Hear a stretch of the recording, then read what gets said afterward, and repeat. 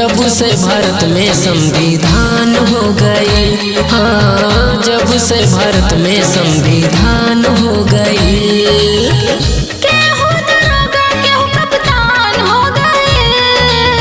जब से भारत में संविधान हो गई। हाय, जब से भारत में संविधान हो गई।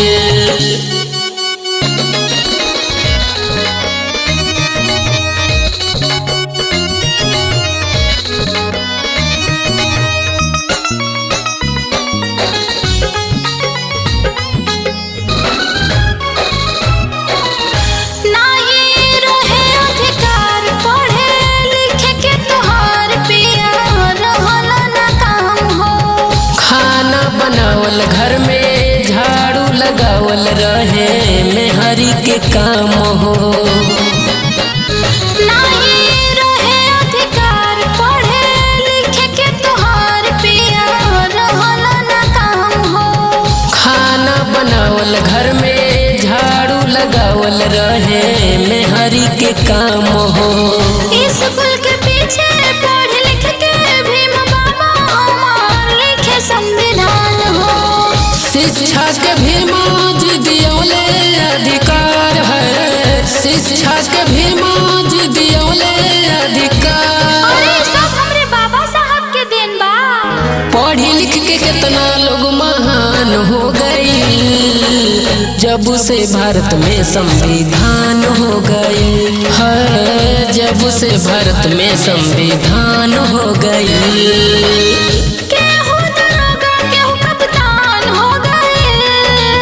जब से भारत में संविधान हो गई है। जब से भारत में संविधान हो गई।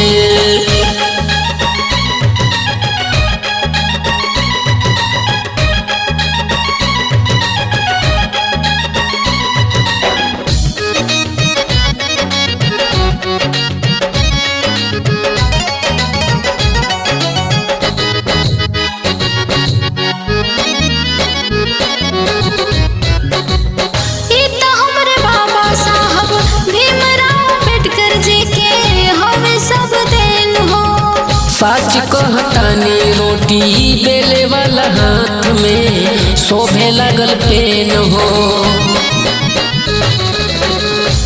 हमरे बाबा साहब भीमराव अम्बेडकर जी के हमें सब देन हो। सच कहतानी रोटी बेले वाला हाथ में शोभे लगल पेन हो।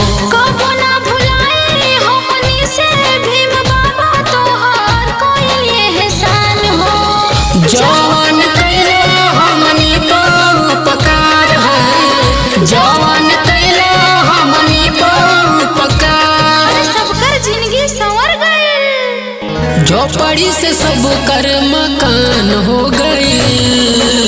जब से भारत में संविधान हो गई। हाँ, जब से भारत में संविधान हो गई।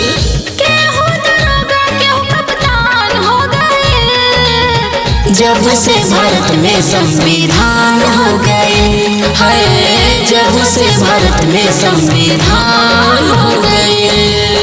तोहरा जस कतना लोग प्रधान हो गई। तोहरा जस कतना लोग प्रधान हो गई।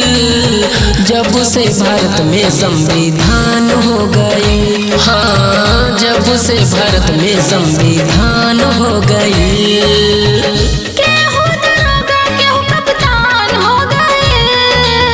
जब से भारत में संविधान हो गई है। जब से भारत में संविधान हो गई।